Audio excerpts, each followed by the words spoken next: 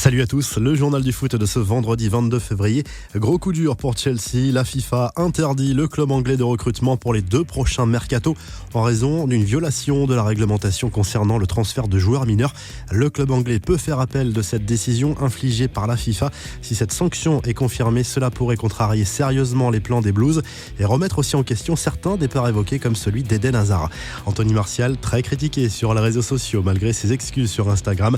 L'attaquant de Manchester United est sorti du silence après la révélation d'une vidéo issue d'une discussion avec son ex-compagne au sujet de la garde de sa première fille. Sur cette vidéo, Martial aurait dérapé en demandant à son ex de lui montrer un sein. Une affaire qui tombe mal quand on sait que le joueur des Red Devils a refait sa vie et a un bébé de quelques mois avec Mélanie Dacruz, une ancienne candidate de télé-réalité. J'ai commis des erreurs et j'en suis désolé, ça ne se reproduira plus, a lâché l'ancien monégasque qui avoue à demi-mot ce dérapage.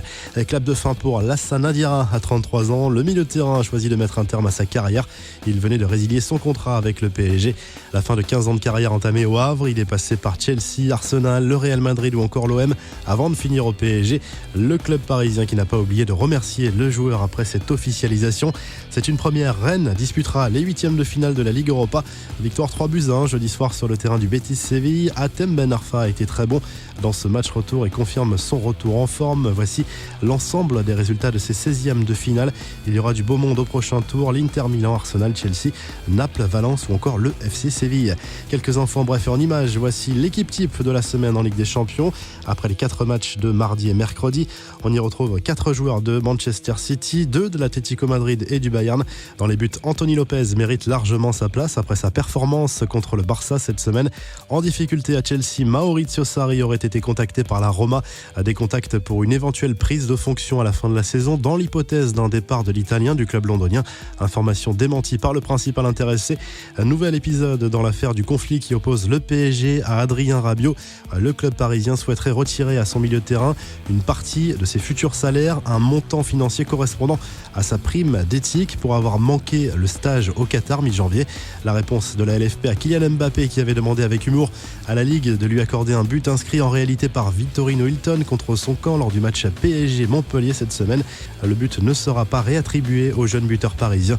Kylian Mbappé qui est avec Lionel Messi le seul buteur à avoir passé la barre des 20 buts en championnat cette saison dans les grands championnats européens. Et cette image insolite de Bafé Gomis qui a effrayé un enfant en voulant célébrer un but en effectuant sa célèbre panthère. Il a fini par rassurer l'enfant. La revue de presse, l'équipe félicite le Stade Rennais avec un jeu de mots pour sa qualification pour les 8e de finale de la Ligue Europa. En Espagne, Marca évoque l'avenir de Luka Modric et affirme qu'une prolongation de contrat est imminente pour le Ballon d'Or au Real Madrid. Frenkie de Jong est à la une du quotidien Sport. Le milieu de terrain et futur joueur du Barça confie son impatience de débarquer en Catalogne pour remporter les titres et jouer avec Lionel Messi notamment. En Italie, le Corriere dello Sport évoque déjà un possible départ de Massimiliano Allegri en fin de saison en cas d'élimination prématurée de la Juve en Ligue des Champions. L'ombre de Zidane plane déjà au-dessus d'Allegri selon le quotidien sportif. Vous retrouvez toute l'actu foot sur topmercato.com et à très vite pour un nouveau journal du foot.